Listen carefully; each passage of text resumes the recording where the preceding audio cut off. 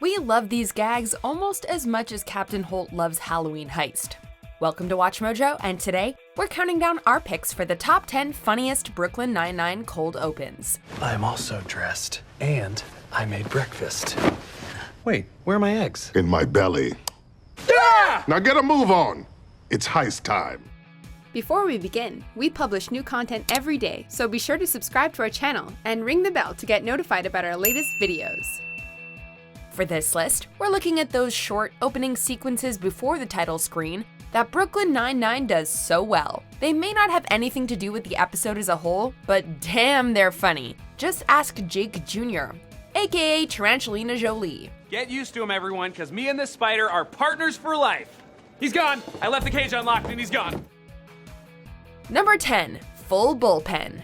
While we expect Jake to act a fool the majority of the time, okay, all the time, we don't expect it from Captain Holt. The full bullpen. If the 9-9 crew are stuck on night shift and there's a cleaner waxing the floor, we know Jake will slide on the freshly waxed floor in his socks. That's Jake.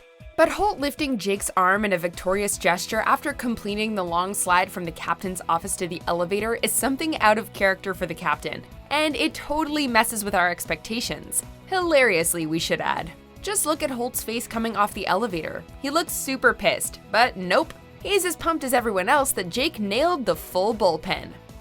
Number 9, oldest bag.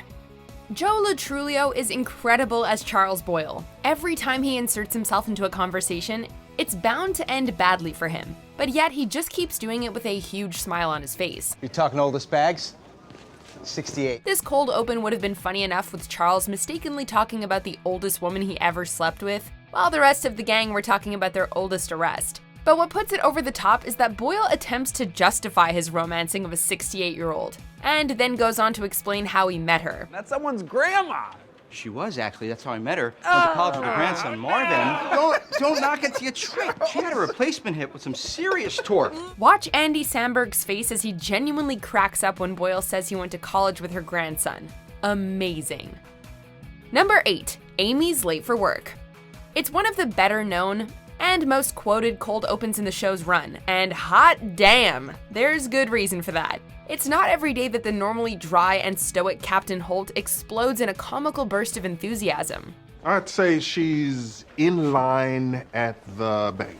But then again, Amy being late for work is a big deal, as her character is so uptight and a perfectionist, so we can understand why Holt is so excited for guessing correctly. What makes this scene so funny is that Captain Holt doesn't partake in these little office games often, usually telling everyone to get back to work.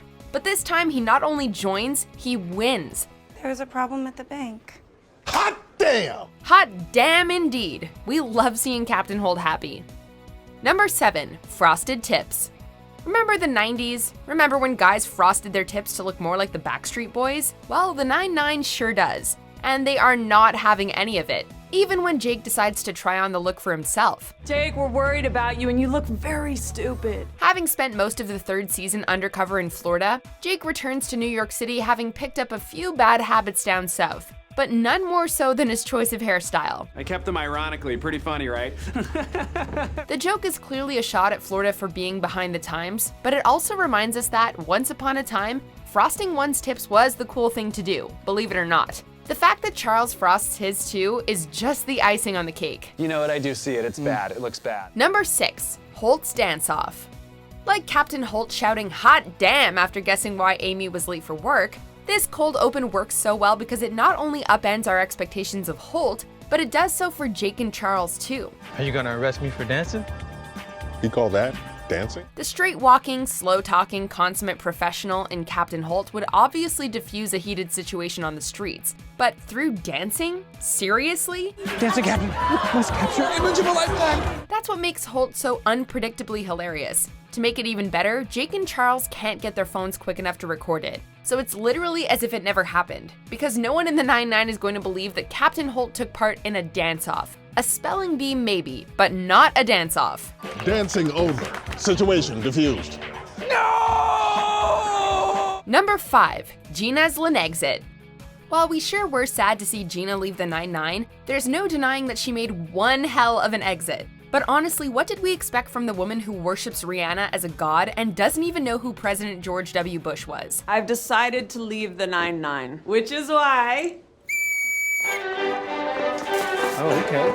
Gina's all about style over substance, and that's why her 2 weeks notice comes complete with backup dancers.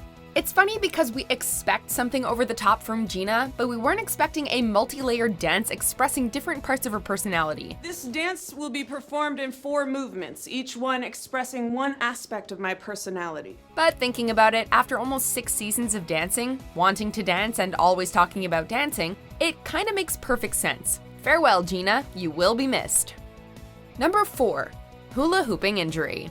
We can see why the whole 9-9 office was speculating about Captain Holt's injured wrist, and his reluctance to talk about it. I tripped over an uneven sidewalk. I did not think it was relevant to your jobs, the jobs which you should all be doing right now. The idea of Holt tripping on the sidewalk just doesn't fit into his careful and precise manner, and it's surely not as if he was off doing something dangerous like rock climbing or something. Perhaps he sprained it while playing air cello and listening to Yo-Yo Ma?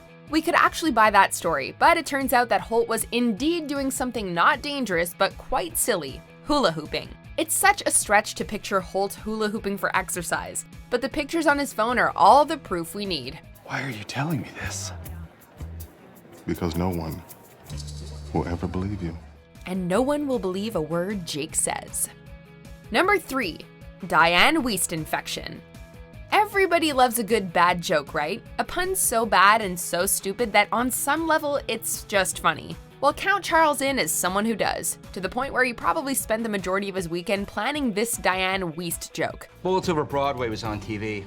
I came down with a big old Dianne Wiest infection. By turning the name of a famous actress into a common bodily infection, Boyle may have just created one of the worst good bad jokes of all time. Or would that be the best good bad joke of all time? Anyway, the look on Boyle's face shows that he clearly knows how bad the joke was, and he's praying for some sort of reaction from Jake, who refuses to give him any satisfaction. Like yeast? It's a standoff, 9-9 style.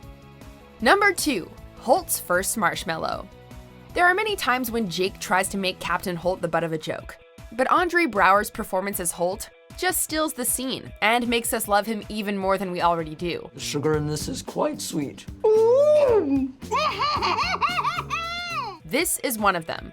With everyone offering their impression of Holt eating his first marshmallow, Charles' giddy impression seems to be the least accurate, as we just can't picture the captain giggling like a little child after biting into a marshmallow. But not only are we fooled, but Jake and company look foolish as well, as Captain Holt takes one bite of the fluffy sweet and breaks into a fit of the giggles.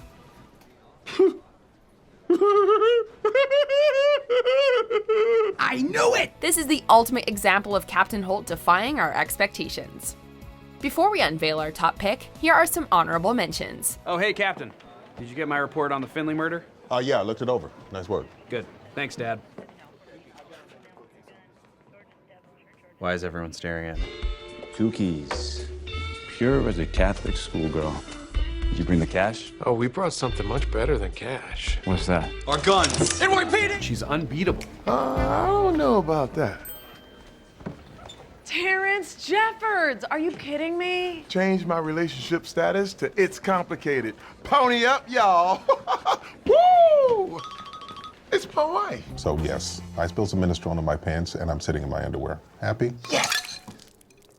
What are you guys laughing at? If Boyle was wearing a pink shirt. I get it. That's hilarious. What's happening? Rosa's the one wearing pink. And? It's gorgeous. Wish I could pull that off. Dream on, strawberry shortcake. Yeah, nice try, Mr. Grape. Number 1, Backstreet Boys criminal lineup. What would be our number 1 spot without Andy Samberg taking center stage? This scene is a pretty clever twist on the traditional police lineup, which usually just has the victim pointing out their assailant through a two-way mirror. Number 2, keep it going. The one desire. Since the victim only heard the perp singing a Backstreet Boys song, however, Jake is forced to rethink the police lineup in hilarious fashion. What makes it so funny is that the song is super catchy. Go on, admit it, you like it. And so Jake gets caught up in the singing and totally forgets he's investigating a murder. Ain't nothing but a heartache. Tell me why. But the guilty party does end up giving himself away via his beautiful rendition of the song. proving Jake is the best detective in the 9-9. Oh, chills. Literal chills. It was number 5. Number 5 killed my brother. Oh my god, I forgot about that part. Do you agree with our picks? Check out these other great clips from WatchMojo, and be sure to subscribe and ring the bell to be notified about our latest videos.